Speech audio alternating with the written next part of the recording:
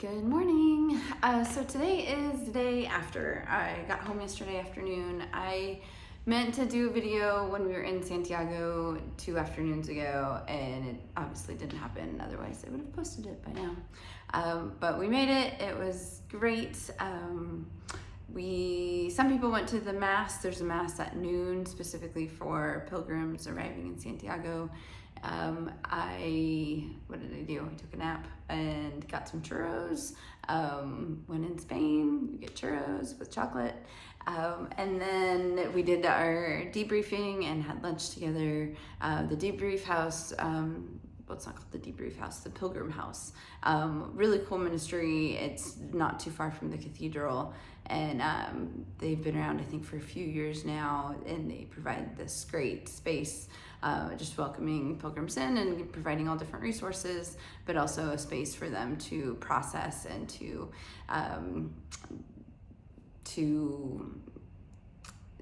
kind of get them on a path for re-entry into normal life, going back home, and figuring out what to take with them from the Camino as they're returning home. They've got all different resources there. So if you ever do the Camino, go check them out. The Pilgrim House, and I think you probably just find it on Google Maps. And so that was great. And then we had a really nice dinner. And then I got up early the next morning and got a cab with Dave, and then headed back home. So I'm here. Callie's here, right about there, hanging out with Tigger. I'm in my gardening clothes. I need to go check on my plants because they haven't been checked on in the last 10-11 days. So I need to go check on those in just a bit. But while everything's fresh in my head, I want to do a little unpacking video. I've already unpacked pretty much. I've already got a load of laundry going. But I don't know if I'll make this separate or attach this to the end of my packing video that I have yet to post, that I made the night before I left. But for my own sake, but also for anybody else who's interested and who this might be helpful for, I just want to remember, what I brought that I'm happy I brought, that I wish I hadn't brought, that things I would do different. And then I also made a little list too along the way of lessons learned and just tricks of the trade, I guess. So start with packing. I've already gotten everything out of the backpack. Thank you, Rita, for this backpack. It was great. It came with this back rod in it, this big metal rod, which I had taken out. I still need to put it all the way back in. I didn't need that extra support, and so I took it out to eliminate the weight. I weighed my bag yesterday when I got home, and I think it was about 15 to 17 pounds, depending on water, how much water I had and snacks. Obviously, the beginning of the week, I brought a box of mini Cliff Bars that I had either on the trail or for breakfast one a day, and I had one other snack too. So as the week went on, I had a little bit less weight from that.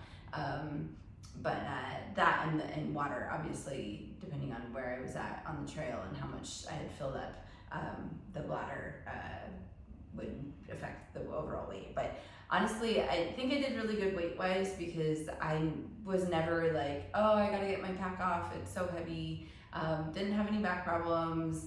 I didn't feel like it was excessively heavy for me. But I'm pretty sure it was between 15 to 17, 18 pounds.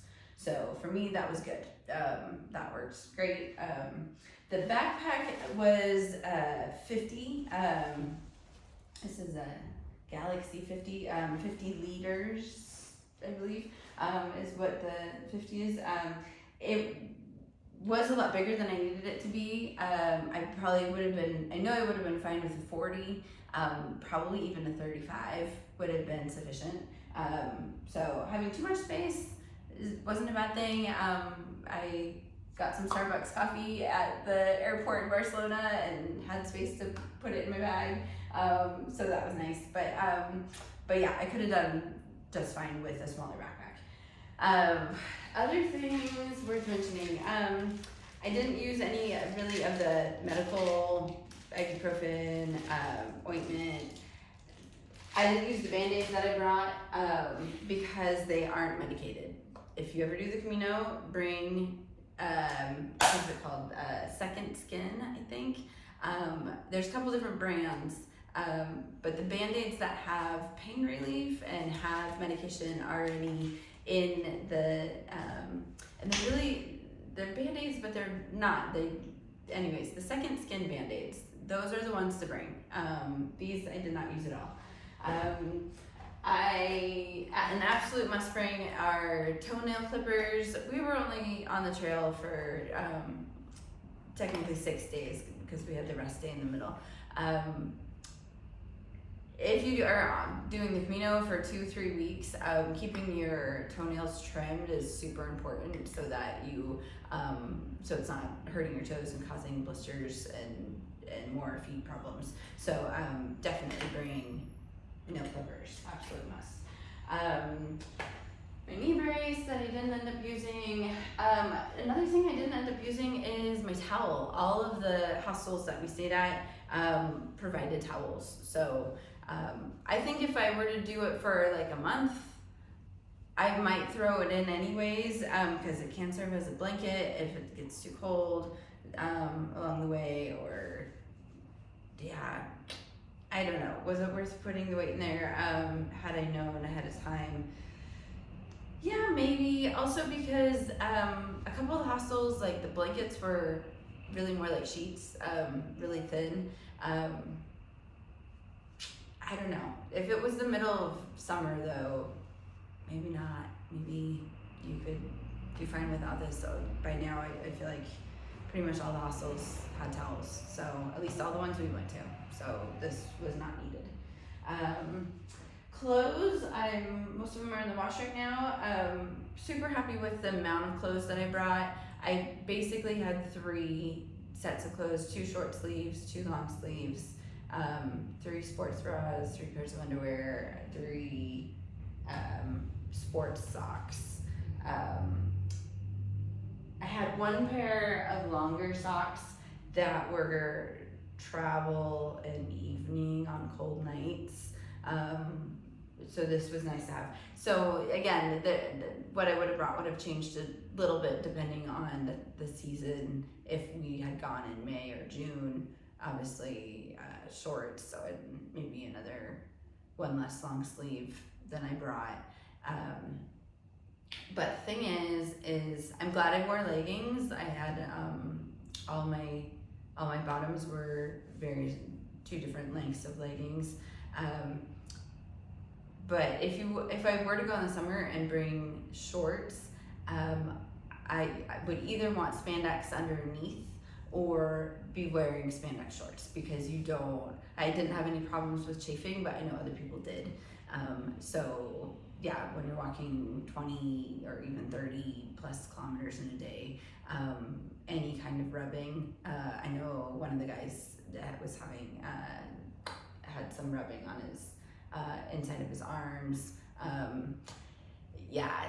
Anything. Yeah, that's another piece of advice is if you buy anything to go on the Camino or to do some other similar long hiking, like the Pacific Crest Trail or something like that, test everything out first. Don't just buy it and wash it and bring it with you and wear it for the first time on the trail. Test everything multiple times, that make sure that it fits and it's comfortable and that it's not going to rub you in any weird way or cause any chafing or anything like that. So try everything out first before you hit the trail. As for toiletries, I didn't end up needing the clothespins I brought. I did use the laundry strips a couple times. What else? Anything else in here? I pretty much used. I brought wet wipes and never ended up needing those. What else? Fanny pack, absolute must. It's so nice to have everything that you need handy without having to pull your pack off. That is really, really, yeah, so handy. So thank you again, Kyle and Vanessa, for this gift. It was very, very, very helpful, well used this past week on the trail. So there's that, and what else? I want to get to this in just a second, but let me look at the notes I took. Okay, so a couple of mistakes that I made, especially on the first day or two. First day,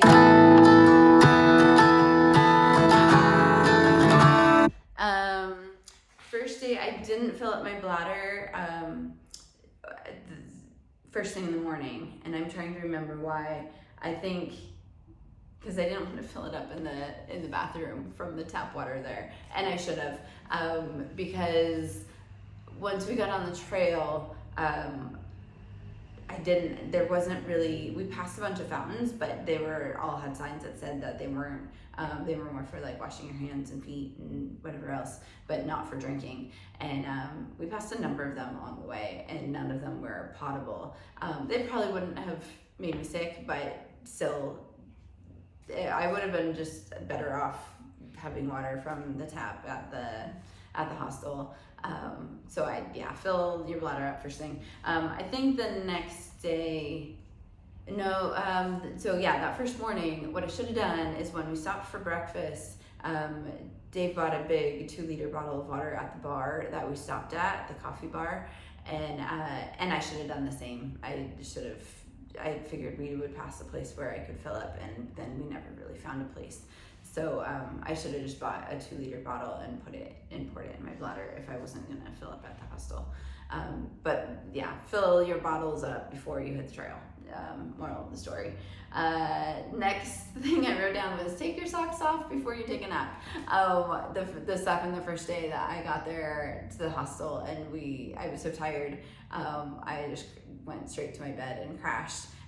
Without taking my socks off. It's super important to get your feet aired out and out of your shoes and socks as soon as possible. So after that, I was better about before I got too tired, making sure that I got my socks and shoes off right away. Even I think it was the second or third day, like we weren't able to get into the hostel right away, and so me and the others that had arrived first were at a nearby cafe, and even at the cafe I took my shoes and socks off and put my flip-flops on even before we made it to the hostel, so that they could start airing out and just be out of my hiking shoes.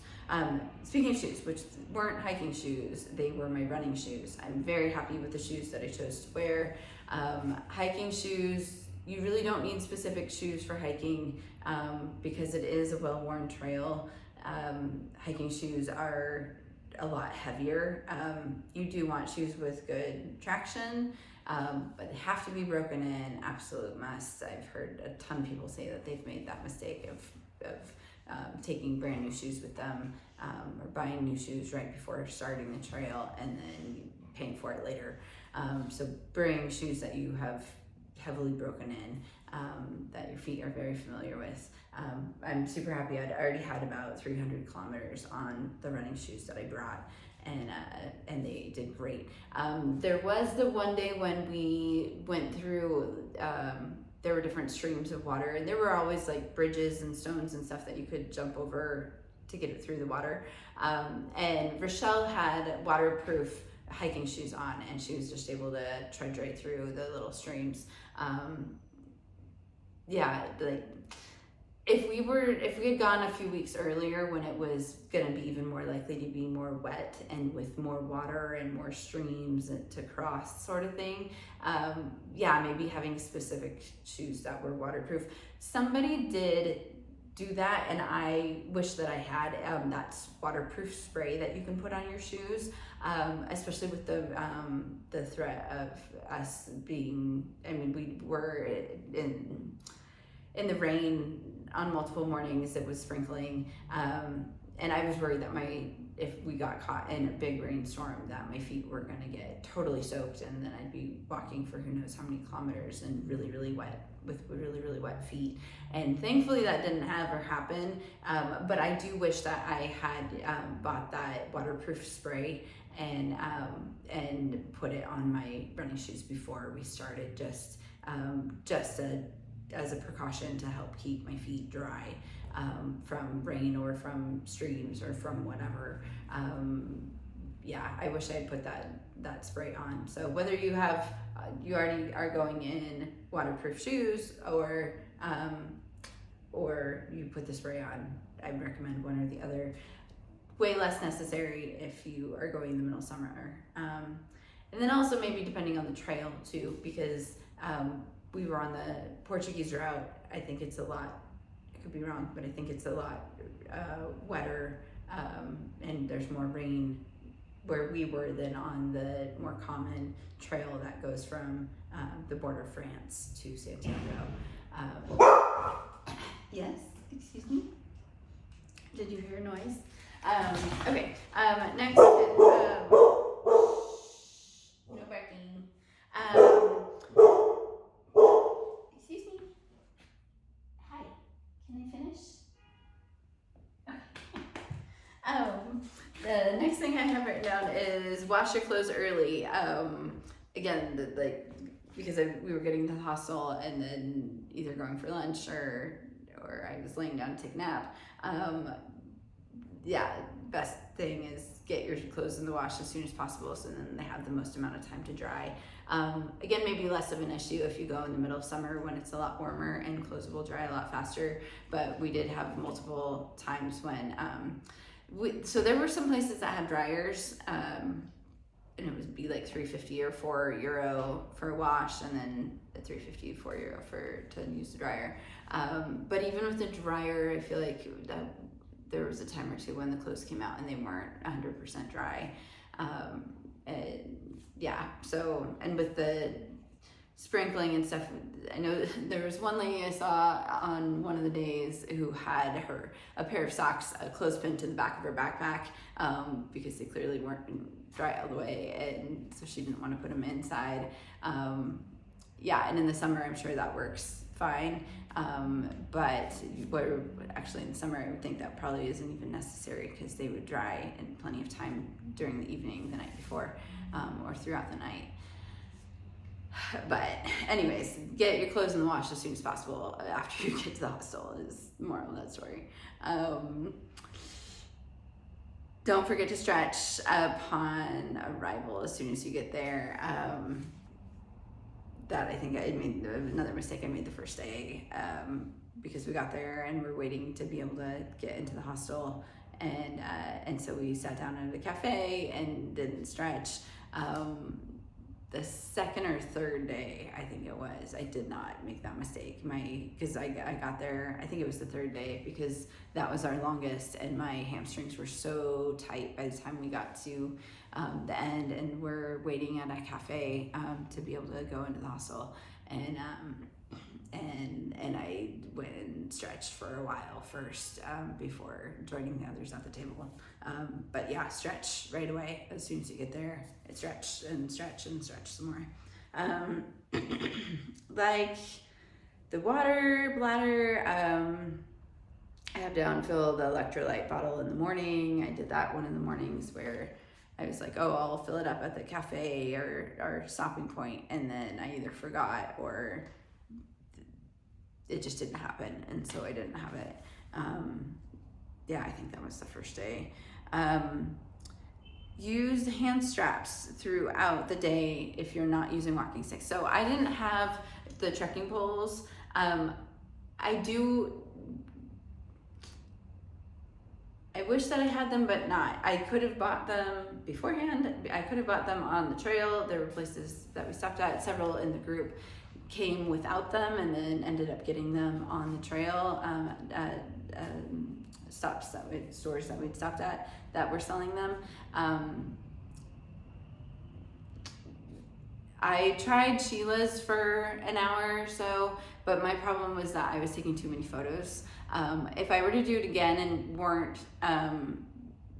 weren't so heavily documenting day by day and taking so many photos, I would want the trekking poles. From what my understanding, it uses way more muscles, so way more of your abdominals and obliques, your shoulders, just so much more of your upper body is in movement and stretching, but it's also carrying the weight of your pack and distributing that weight more. And so even if you're engaging way more muscles, you're actually able to go farther with less with less tiredness by the end when you're using the trekking poles. It's not just for stability and going up hills, and trekking poles have a lot of different uses. So I would recommend them.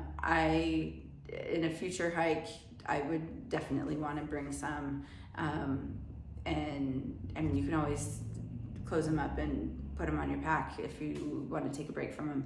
But what I wrote down is, if you aren't using trekking poles, this is something that I learned, is on the backpacks, find them here, there are all kinds of straps, right? These ones right here.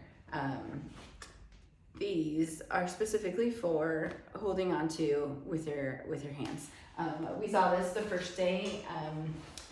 Several of the guys had, maybe it wasn't just guys, but several in our group had really swollen hands and fingers by the end of the day, because of the circulation, and maybe also because of the weight of the pack on your shoulders, that it's all the blood's going down and it's having a harder time moving back up. Not a lot, but several had issues with swelling, and so that's what those straps here are for, is to hold on to. It's supposed to help with circulation and drainage, to keep your hands and fingers from swelling too much. So if you don't have the trekking poles, use the straps. I think I was pretty good most days to remember, at least for part of the day, to be using them, or use them off and on throughout. And I didn't end up having any problems with my hands. So that is good to know for next time. Note to self. What else? I said advice for newbies. Start small, do shorter days the first week. If you don't do a lot of training ahead of time, that would be my advice. If you are going to do the whole thing, if you're going for 3, 4, 5 weeks, I would work your way up to doing 20, 30 kilometers a day. If you don't already have calluses on your feet and just the muscles from the pack and from walking that much in a day, do really short days the first week, the first 3 or 4 days, just slowly, gradually add on to that, rather than day one doing 20 plus kilometers. That would be my advice to anyone doing it for the first time, is don't try and attack the first couple days really hard. Go gradually. Gradually increase your distance. Next piece of advice: check the map each morning, so that you know what's available. Look on Google Maps and see. We had one morning, we had Amy as our guide, and she'd done this route before, and so had Jordan. So they were able to give us advice and tell us what was coming. But if you don't have someone like that with you, you need to do the legwork yourself. She would always tell us, like, okay, so there's going to be some cafes in the next village, a couple of kilometers from now, or what have you. But there was one day in particular where we had an 8-kilometer stretch without really anything, and then we hit a village, and there was cafe, a restaurant, something there, a place where we could fill up our water bottles and have a bathroom break. And then after that, there was a 12-kilometer stretch without anything. And so she warned us ahead of time and said, make sure you stop at that point, 8 kilometers in, and refuel and get snacks and do what you need to do, knowing that after that it's going to be another long stretch before we get to the town that we were heading to. So check your map ahead of time, know how much farther you have to go, and where there will be places to stop at. So you don't get stuck going kilometer after kilometer having to pee or being out of water or what have you. So check your map before you leave each morning. Let's see. Make sure you have enough snacks and water for longer stretches. Check the weather each day. Dress and prep accordingly the last day. I started getting warm and I finally I didn't really want to stop because my blisters were hurting and it was always harder, and just my legs too. I didn't want my legs to get cold, like my muscles to get cold, and it was just easier to just keep going and press through. But I finally did make myself stop because I needed to. I wanted to take my jacket off, and then like 2 kilometers later it started raining, and I didn't bother to stop and put it back on, my jacket back on. I just went in the cold and rain. It wasn't raining super hard, but I had like 2 kilometers left until the end. But yeah, layers are good. Layers are crucial to have. But yeah, be sure to check the weather. Yeah, because like on that last day, it was cool in the morning, but then it warmed up, and then when it started raining towards the end, it got really cold again. Yeah, so anyways, check the weather before you leave in the morning. And then here's a little etiquette thing that we learned, is don't put your backpack on beds and tables. Obviously, because they get dirty and they're being set on the ground constantly or in the lockers or what have you, whether you're at a restaurant or a cafe or at the hostel or wherever, don't put your backpack on the bed or on the tables. Not good traveler etiquette, hiking etiquette. I feel like there's like a bunch of other hiking etiquette type things, like stuff with the trekking poles, which I'm not the person to tell you about because I didn't use them, but I did see this in another video and hear some people talking about it too, about there's etiquette around when you use them because of the clicking sound that it makes on the ground. So when you come into a town, it's better to just hold them, pick them up, put them on your backpack, so that the people living in the houses that you're passing aren't hearing this click, click, click, click, click. And then there's also times when there's rubber stoppers that you can put on the bottom of your poles that can deaden that sound when you do need to use them, and you might be around other houses and whatnot, but also for protection for the environment, for not creating a bunch of holes in the mud and that sort of thing. There's certain times and places when you need to use your poles, the stoppers, or you shouldn't be using them at all. Other things like that. I'm sure there's a ton of other stuff like that that I have yet to learn. Know that there's things out there like that to learn should you do the Camino yourself someday, or something else similar, that there is specific hiking etiquette, all different things that are just good to be aware of. So be asking other people, other travelers for what those things are, so you can be a responsible and conscientious hiker yourself. That is all that I have in my notes here. The other thing I was just going to share was this is something I got picked up at the Pilgrim House, which is the debriefing center that we went to, and I just thought this was super cool. It's a letter. It includes, I think, 2 blank sheets of paper. But on these other 2, here's a letter to the pilgrim that they write. And that talks about congratulations for doing it, encouraging you to write this letter. If you like, consider reading it in the presence of a companion or friend. After you read your letter, if you want someone to talk to, you can email them, and their ministry is beyond just in person going into their center, but they are happy to reach out to people who contact them who are still looking to process. They recommend the book Returning from Camino by Alexander John Shaia, Shaia, as a resource for further to help you further process your post-Camino journey. I know there's a bunch of books out there written by people who have done the Camino, talking about the history and just their journey and experience and the people they've met along the way, and the how to do the Camino. Tons and tons of books out there that you can check out.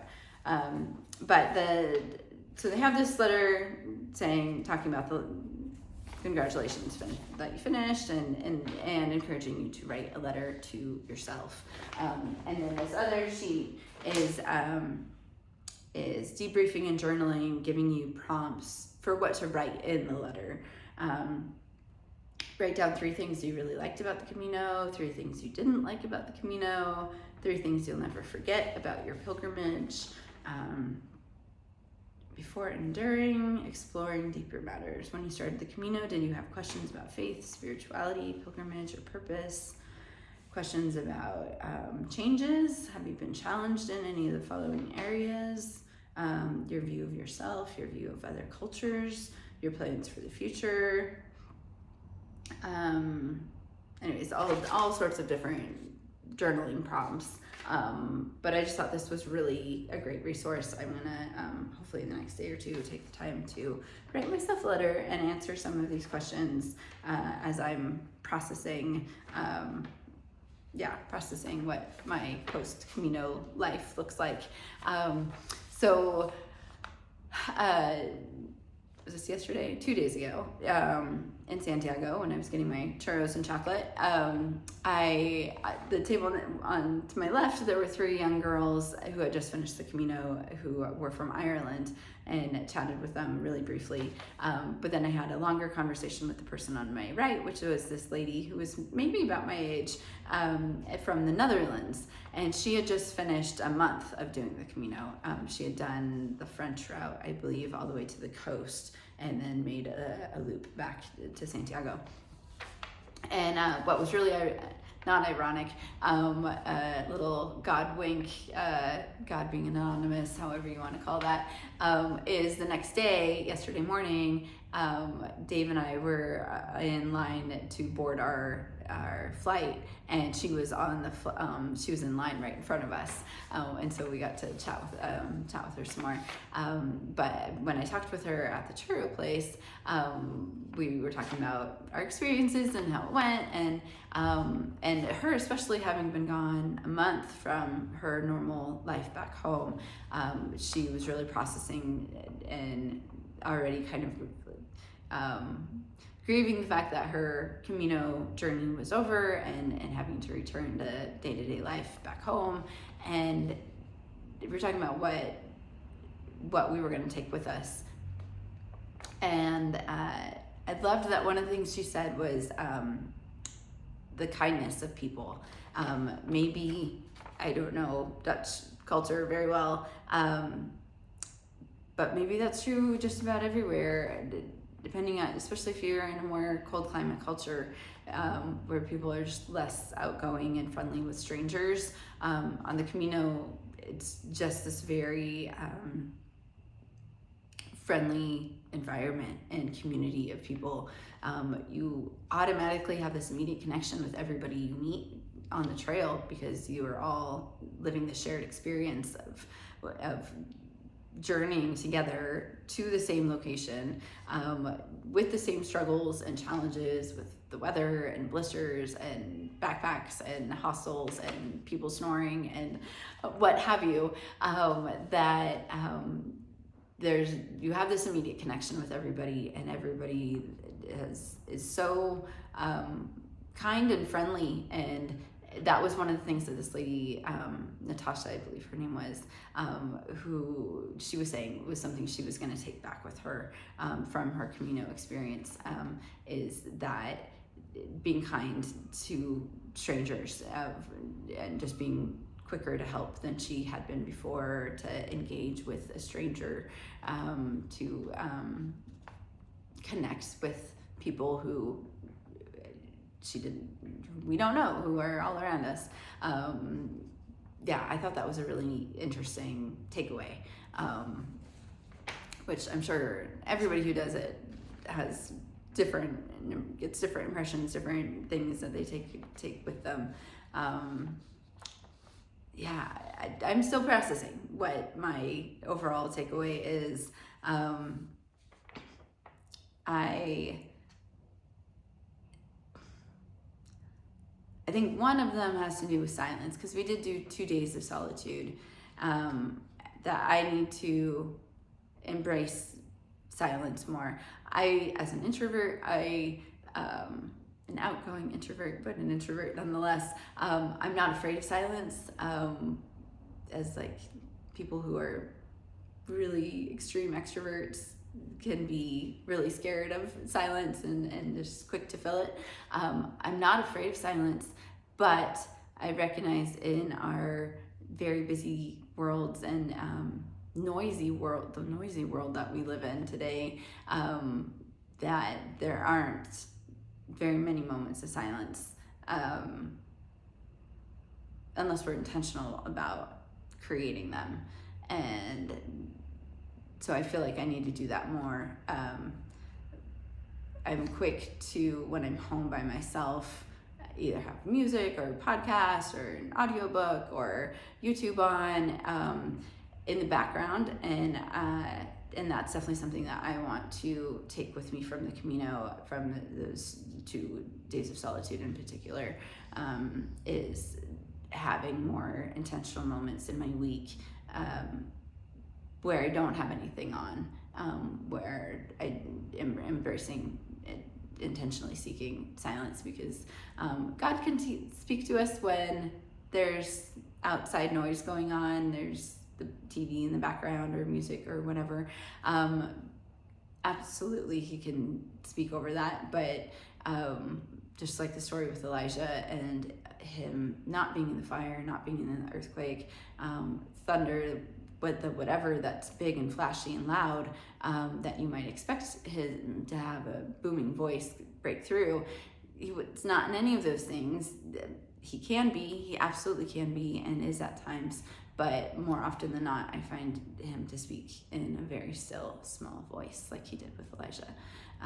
And if we have a lot of background noise on, it makes it really hard to hear that still, small voice. So making space for that, intentional space on a regular basis.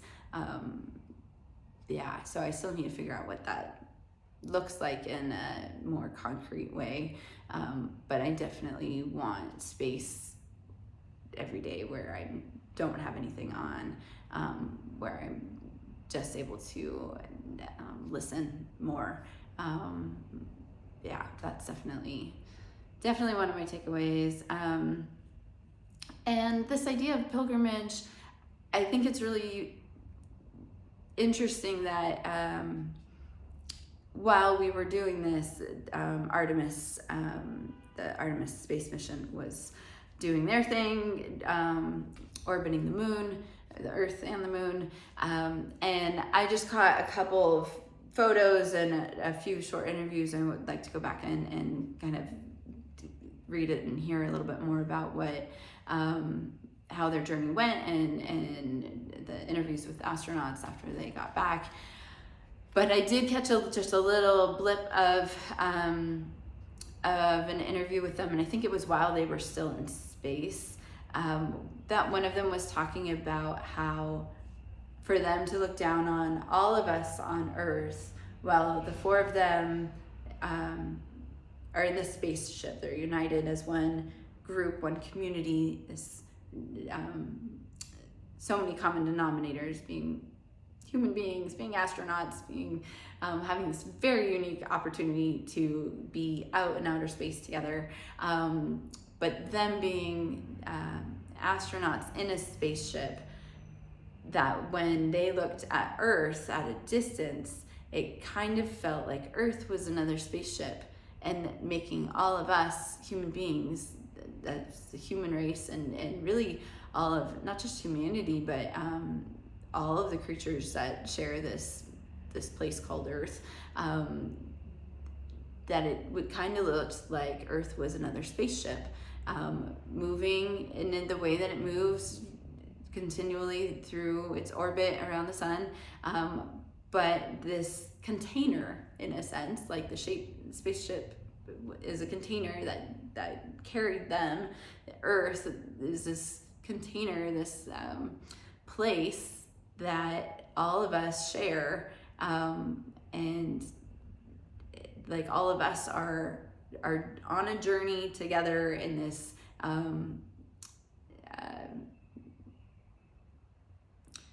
as a group, as a united family. At least that was from this little bit of the interview that I caught. That stuck with me in light of what we were doing, talking about pilgrimage, because the theme of our retreat and of our week was the Psalms of Ascent, Psalm 120 to 130 something. We didn't get through all of them. 137, I think, 138, but we did most of them, or at least half. Yeah, anyways, but we were reading and meditating on different Psalms of Ascent each day. But so with meditating on that and what it was like for pilgrims of old who were traveling to Jerusalem for the 3 annual festivals, what that was like for them, and why these Psalms that we were meditating on were, how they were applicable both to them and to us. But anyways, talking about pilgrimage, and then hearing this interview from one of the astronauts talking about really all of us as a human race being pilgrims, being on a journey together. It makes this idea of coming off the Camino and coming back home, and continuing on a pilgrimage, even if I'm not walking towards a specific destination that's a physical place.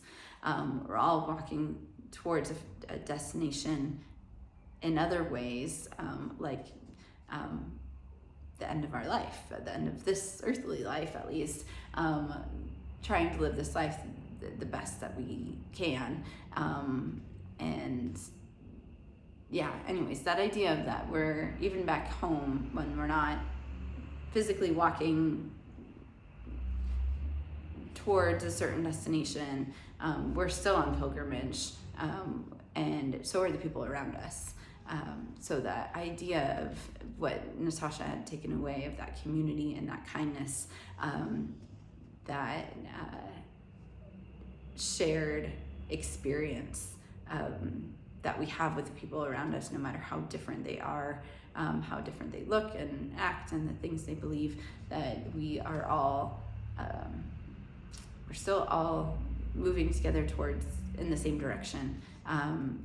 It might not always feel and look that way, but there is this underlying sense that is really the case, and I feel like the astronauts kind of touched on that a bit in what they were observing. So we're all in pilgrimage. Yes, and it's important. I think this was something Amy or one of the other gals had said that was a takeaway for them, was just the community aspect. You can do the Camino by yourself, absolutely, and tons of people do, but you really aren't by yourself. You're among a community of people, and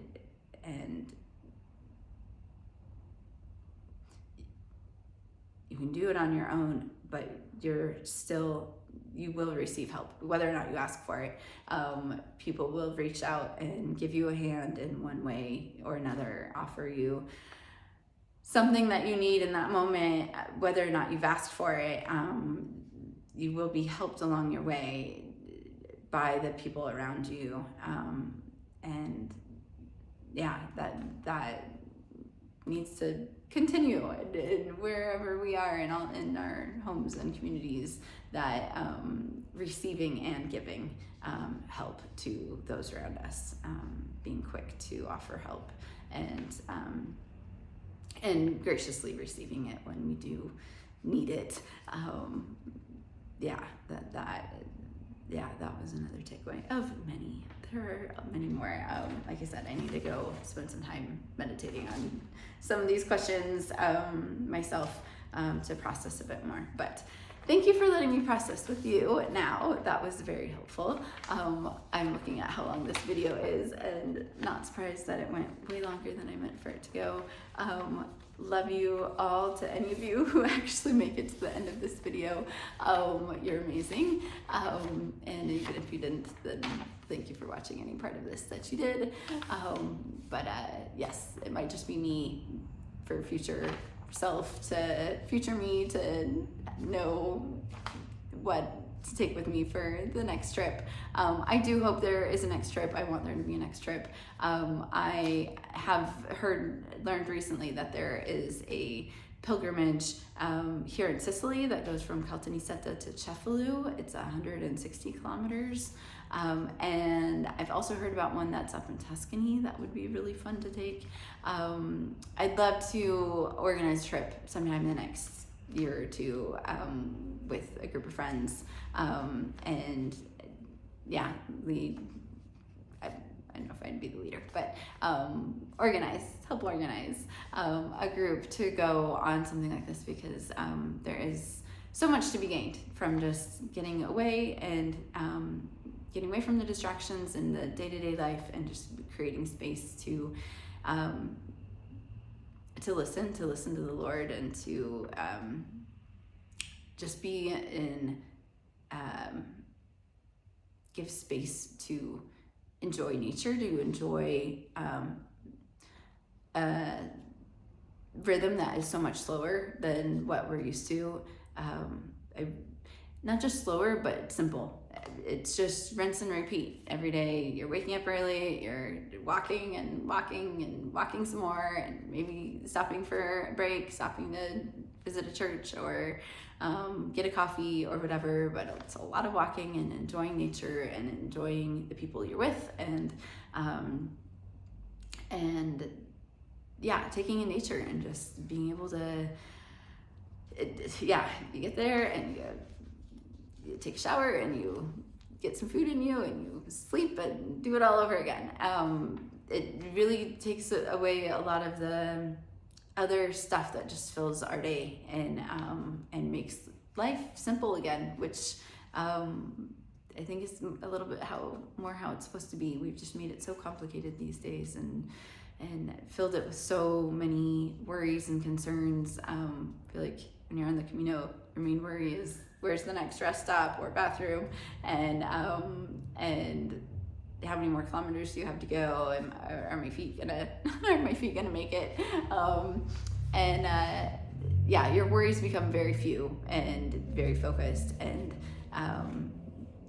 it gives a lot more brain space, head space, heart space for other things, to have other conversations within yourself and with the Lord, most of all. So can't recommend it enough. Can't recommend to all of you. You really don't have to be, you don't have to go 1,000,000 kilometers a day. I mean, you could just do a couple, 5, 6, 7, walk 1 or 2 and take a break and walk another. You can go at your own pace, you don't have to race through it and still get all the benefits and just enjoy the experience. And so consider doing a pilgrimage of your own. yeah, whatever that looks like. But look up in your own area.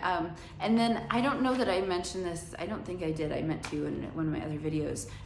Pretty much all the hostels we went to had maps on the wall. Some of them were just more local of our immediate area, the towns we had just gone through and were about to get to. Other ones were of Portugal and Spain. Others, I hope I took a picture, but I can look it up I'll look up one online. I'm shocked. I thought that the Camino was mostly the main route going through northern Spain with a couple of other routes in Spain, and then the two in Portugal. But there are so many more. I think there's one that starts as far away as Rome and Hungary and in Germany and Liechtenstein. Like, there are tons and tons. So yeah, you could do a section of the Camino in some other part of Europe, and still do however long or short you would want.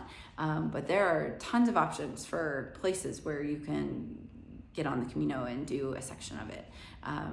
I did not know that until this last week. I thought it was really primarily from the border of France onward towards Santiago, but there are a lot of places all across Europe that have trails that lead to Santiago. And then there's others, like the one I just mentioned here in Sicily, that is not connected to Santiago. It's its own pilgrimage. I don't know what the history of that one is, but I'll let you know when I find out. And there's another one in central Italy that a friend of mine did, Filippo. This was like 8+ years ago, I think. And I think it's a trail related to St. Francis of Assisi. I'm pretty sure it ends in Assisi. And it starts somewhere in south central Italy, Naples, or maybe south of Naples. Because I want to say it was, I don't remember. It was a couple 100 kilometers at least. A stretch that goes through Italy. That's not the Camino, but is a different pilgrimage. So there's other ones out there too. Yeah, so you can always look up in your own area wherever you are and maybe find something a lot closer to home. Tons of options out there. But wherever you go, you should do it. Look into it. Bring a friend or not. You'll make friends on the way. We passed a lot of people, met tons of people along the way, and then we'd see them a day or 2 or 4 later. And that was fun, just getting to meet them initially, but then hear a little bit of their story and then catch up with them later and see how things had progressed for them, and just kind of swap stories and recommendations and so forth. But yeah, you meet so many people, and anyways, you should go. So, moral of the story. Hope this is helpful for myself as well as for whoever watches this. Thank you for following along, and I will see you maybe I'll see you on the Camino next time I do it. Who knows? But until then, ciao for now.